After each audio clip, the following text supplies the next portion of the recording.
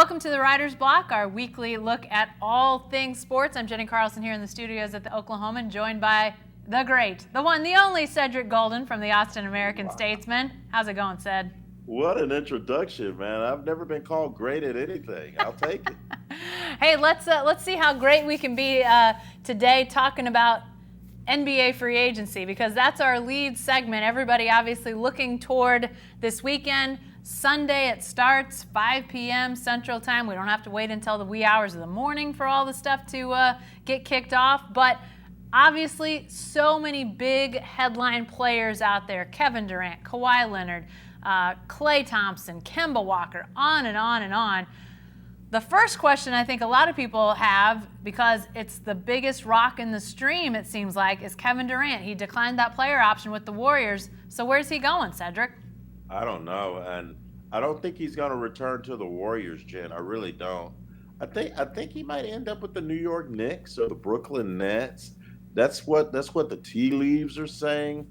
He could come back to Golden State for 221 million bucks, but I just get the feeling that he's not going to be doing that. So I think the fact that the Los Angeles Lakers just brought in Anthony Davis and teamed him with LeBron James, that has to put them at least in the conversation. You add KD to that mix, and you're looking at an NBA championship contender. So it's not as set in stone that the New York Knicks would contend if they picked up KD and Kemba Walker. They'd be a good team, but I don't think they'd be able to unseat the Raptors if they keep Kawhi Leonard. So I just think that KD has his pick of the litter. LA represents the best chance to win a championship. The Knicks represents the best chance for him to be the guy, along with the Kawhi Irving. So championships and money aren't always mutually exclusive. But I think KD's won championships, and I just think he wants to be the man wherever he goes. Yeah, it's an interesting decision. Obviously, with that injury, and a lot of people of the belief from all the reports is that Kevin Durant is going to be unavailable this next season. So he's obviously done these short-term deals, one-year deals with the Warriors over the time he's been in Golden State. I thought he would maybe do another one of those with Golden State for this rehab year. So to me, that's surprising that I thought maybe he would stay after the injury. I felt like before the Achilles that he was for sure opting out, for sure headed into free agency. But then I thought that introduced some questions. Now, that it's going to be interesting to see how that affects Golden State. But, the Lakers, Cedric, the only thing, and we've talked about the Lakers at different times over the last 4 to 6 months here, and they're just such a mess. And I know that sometimes players ignore all of the bad juju and the bad signs that are out there, and they just roll with it. But, it just feels so uncertain. I know they've got 2 superstar players there right now. But gosh, it just seems like the upheaval there is really, it's not unprecedented. We've seen stuff like it before, but it's just crazy to have that, highly esteemed a franchise in such disarray. I think it opens the door, as you mentioned, possibly the Clippers, possibly the Knicks, possibly the Nets. I don't know where he goes, but it seems like to me we're seeing sort of almost a flattening out of these super teams, Cedric, because, Kawhi Leonard, another big fish out there, looks like he may stay in Toronto. I don't know if we're going to see teams necessarily with 3+ superstars on their teams. It sort of feels like we're seeing that maybe flatten a little bit. Maybe I'm wrong. Maybe there will be another team with 3+, but if there is, I don't know who it's going to be. Well, and the one thing you have to look at is with the dysfunction with the Lakers, with Magic Johnson abruptly resigning his post and allegations of backstabbing and all of that. The one panacea to any kind of drama is wins. You get KD, you get Durant, you get LeBron on the same team. All of a sudden, we're not going to be talking about Jenny Buss anymore. We're going to be talking about how that they probably win 55 to 60 games. So at the end of the day, it's about what's on the floor and what's off the floor. If LeBron James and Anthony Davis bring in Kevin Durant, they're gonna get another mid-level exception player that's very great. to go with the young Kyle Kuzma, who's already on that team. So if Kawhi Leonard stays in Toronto, and it's a big possibility, Jim, because number one, he's happy right now. There's a shot of him at a Toronto Blue Jays game in a private box. He is smiling and giggling and having a great time. So, and Toronto is a great city. It's not in America, but it is a great city for young people. So he may stay. And if he does, then the power base is still going to be with the Toronto Raptors in the East. Yeah. If LeBron James brings in KD and LA, the West is still going to be a beehive. Kyrie Irving going to the Brooklyn Nets the Celtics going to go down a notch because he's a great player. So it's going to be really interesting. Those two top dogs, Kawhi and KD, are going to move the needle for what happens in the 2020 season. Yeah, you mentioned Boston, and that's been an interesting situation for me, at least, to watch. You know, sort of the high that they seem to be riding with Brad Stevens and the trajectory they were on, and now, you know, maybe it's just Kyrie. I don't know, but talk that Kemba Walker could end up there in a sign and trade to replace Kyrie as that point guard, that superstar. But obviously, Al Horford declined his player option. He's now either on the move in a free agent deal or potentially a sign and trade situation. So where the Celtics land, how that affects the East, it's all fascinating. And, you know, it's probably too early at this point to guesstimate, but, you know, winners and losers in free agency, Cedric, I'll be curious to see, can a team like Boston recover after losing what looks like some really important parts? Can the Lakers add another piece or two? I mean, not two superstars, but add some bodies, because obviously with the salary they've got out there, what they've got available to them is a little bit squishy at this point. But, you know, who ends up being on the plus and who ends up being on the minus, I think, is a real big question. And I just feel like it's a little too early to say, because so much is up in the air and so many big rocks in the stream have not landed yet. You know what? If I'm Boston, we've talked about this, Jen, Kemba Walker, you got to go get Kemba. Yeah. You know Kyrie Irving's not coming back. Kemba Walker is 29 years old. He played all 82 games. So unlike Kyrie, he's durable. He averaged almost 26 points a game, had his best year ever, was named All-NBA, and he's a leader of men. He's 29. They can offer him 4 years for $141 million. That's good money. He's played on 3 All-Star teams. Not a lot of people know that because he's in one of those markets that people didn't pay attention to. So I think Michael Jordan doesn't want to pay him the big bucks. So I think Danny Ainge has the money at his disposal with Kyrie leaving. He also has draft picks. So I think the Boston Celtics, if they can land Kemba Walker and pair him with Jason Taylor and Jaylen Brown, and if they bring back Al Horford, Gordon Hayward will be 2 years removed from that gruesome leg injury. Mm-hmm. I think the Boston Celtics will be a player in the East, but they need that big dog running the show. And all indications are, from what I've read, that Kemba Walker has been earmarked as their number one priority. Yeah, it's going to be, you know, with all these big name players. I looked about a week ago, and I think the total number of free agents that the NBA has listed is over 226, if memory serves me right. Now, some of those are retired guys. Dirk's on the list, D Wade's on the list. So clearly not exactly the number, but that's a lot of players. And obviously everybody knows the headline guys, so there's going to be some teams that win with those superstars landing in different spots. But with so many players, and obviously as a superstar departs, the salary cap space that opens up for any team that is losing a star, obviously you'd rather have your superstar, but you wonder who fills in. How do they recover from those losses? Who are maybe those second or even third tier free agents that could be super helpful, but we may not be talking about them much because of those superstars? It just feels like, I know there's always a lot of players in free agency. I think with the number of really big names and then the overall number, I think it's just going to be a lot to sort of, sit down with a roster in another week with all the teams and look, okay, who is where, who improved, who did not. I think there's a lot of questions out there because of the sheer volume of numbers of moves that we could be talking about when free agency's up. Again, starts Sunday, 5 o'clock. Synchronized watches. Get ready for the fun. It's gonna be pretty fast and furious, I think. That's right. All right, let's go to segment 2. Let's do Say What? And yes, we're talking about Baker Mayfield and Sam Ehlinger.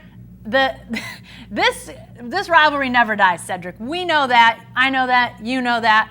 But here we go. Baker Mayfield now playing for the Cleveland Browns, talking trash about the Longhorns. Texas is back talk. He says it's crap. He talks about Sam Ehlinger, says I hate him, he hates me. What the heck what's the view from Austin about all this craziness, Cedric? Well, here's the difference between Sam and Baker. Baker's going to say what's on his mind, basically, but he shouldn't. He's the face of the franchise now. The Cleveland Browns are an NFL team, and they are a sexy pick to go places in Baker's next season. They are being picked to win their division over the Pittsburgh Steelers, the Baltimore Ravens, the Cincinnati Bengals, more experienced ball clubs. And it's because of Baker Mayfield. He's moved the needle. He has gotten Cleveland excited about NFL football now. So my thing is this, Jen. That rivalry goes way back to back to high school or what have you. Mm-hmm. Baker shouldn't be taking shots at Sam Ehlinger publicly because it's not productive for him. You don't see Peyton Manning taking shots at Tom Brady. You don't see Aaron Rodgers taking shots at Matt Stafford. You don't see Dak Prescott taking shots at Eli Manning. Those are things that you don't do as a quarterback. He's going to have to learn that with this position that he's been given and this platform as a quarterback of an NFL team, it comes with a certain set of responsibilities, and he's going to have to realize that you can't be throwing shots. I know it was said on Sports 1400 in Norman. Guess what? Sports 1400 in Norman has a website, has a Twitter account. That word got out really quick. Yeah. And guess what? Cleveland Browns fans are hinging on every word that comes out of Baker's mouth. So Baker's going to have to be smarter. Sam Ehlinger probably does hate Baker, and Baker probably does hate Sam, but they don't need to be making that public.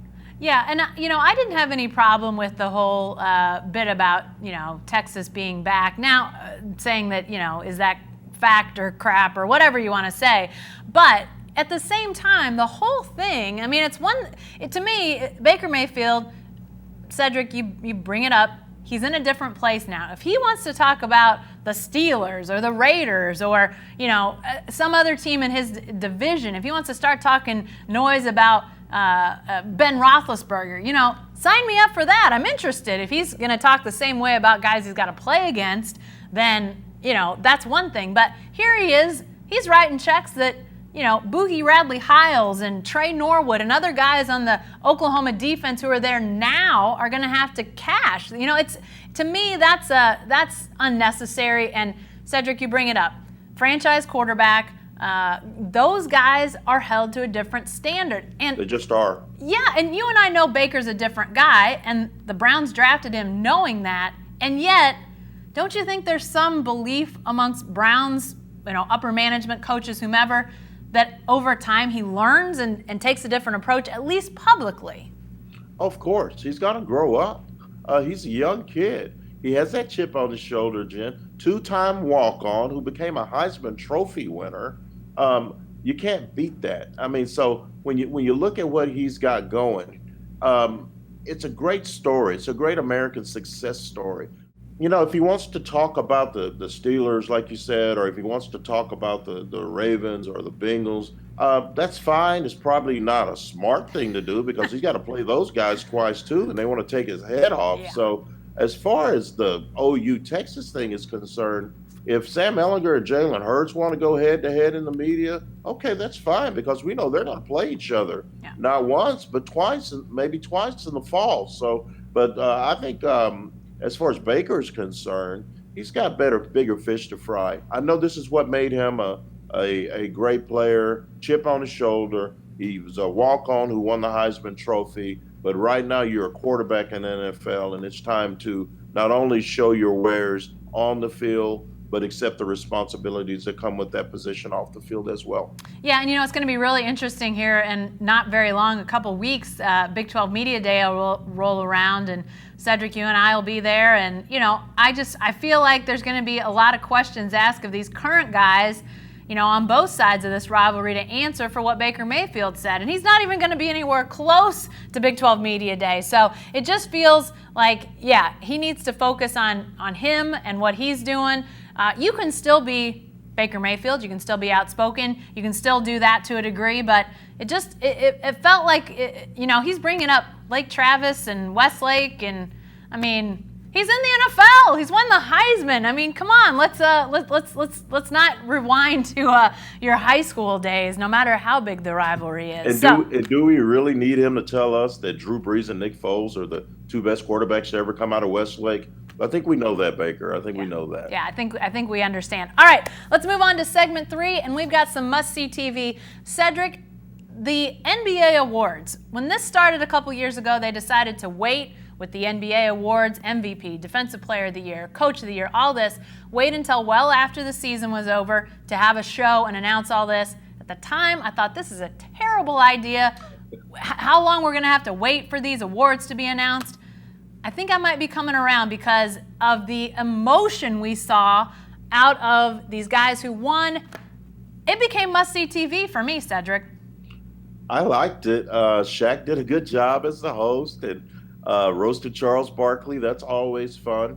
The Greek Freak, Giannis Antetokounmpo, a very emotional MVP speech, tears flowing down his cheeks. I like it. I don't like the timing of it. I wish they could do it like sometime between the conference finals and the finals, somewhere in there, kind of like they do the Pro Bowl, how they have the NFL awards dinner, but during the Pro Bowl weekend. But as far as the show itself, I thought it was fine. It was fun. It was a lot of laughs. It's always good to see always cool to see what guys are wearing, because the NBA guys dress different than the NFL and baseball guys. So the timing's a little bit late. It's the finals were a couple of weeks ago, but I really enjoyed the production of it, and there's definitely room for it. I'm not a big award show guy anymore, Jen, but the parts that I did see, I enjoyed.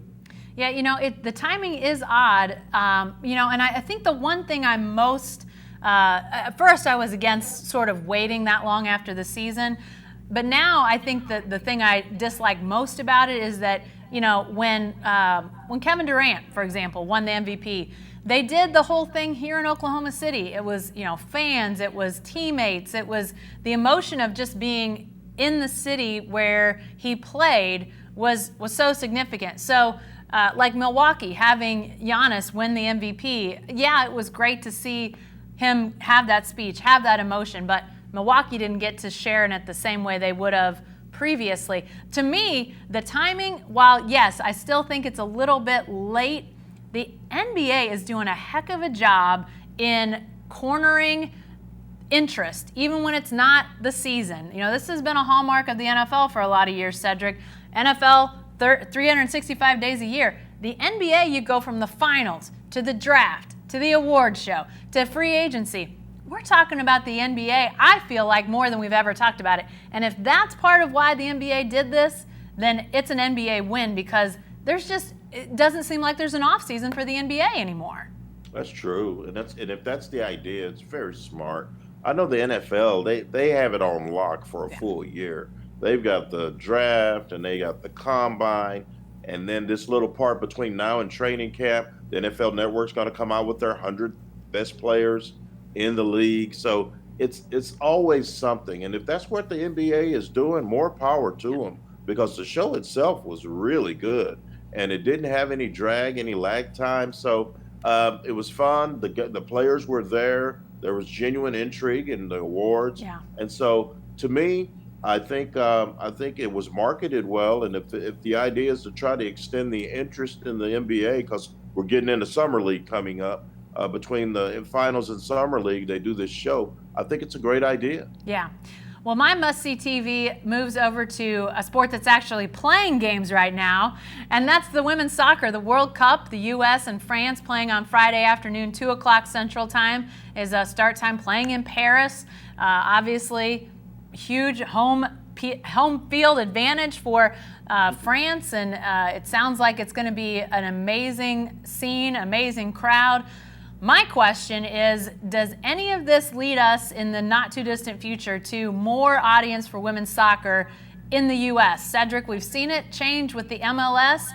There was a time when we'd ask this same question. The World Cup would roll around, there'd be interest in the men's game, and then it would kind of die off. Seems like the MLS is on the uptick, that it's become much more desirable league for people to watch. MLS coming to your neck of the woods. I mean, we've seen it happen slowly with the men's game. I'm at least a little heartened that this will happen eventually with the women's game, but it does seem like we sort of, have this big outpouring of interest in women's soccer, World Cup, maybe during the Olympics even, and then it dies off again. But the U.S. and the soccer that we have, domestically, fantastic. I just feel like it's a matter of time, but it does seem like we sort of have these, big peaks and then fall off, peak, fall off, and it just hasn't come to fruition to hold the interest beyond these special events. Well, you look at the WNBA, how they've struggled to try to find their niche as the NBA continues to be a global phenomenon. I think with the women's soccer team, the one thing I know they have, and Jen, between us, I watched that Spain game. I don't watch a lot of soccer, but I did watch the win over Spain. Yeah. Good. I mean, it was tougher than we thought it would be. But the one thing that they have that you have to have for success is personalities. Megan Rapinoe taking over for Abby Wambach. You got Alex Morgan, who's a big time personality, and those girls are making money off the field as well. I've seen a couple of commercials with Alex Morgan just this past week. So as long as you have the personalities that are driving the traffic, the interest, then there's a chance that it can blow up overall. Between us, I'm one of those guys that doesn't watch a lot of soccer, but I do watch the World Cup, men and women. I watch it during the Olympics. So I'm one of those people that does have interest when it's on an international scale.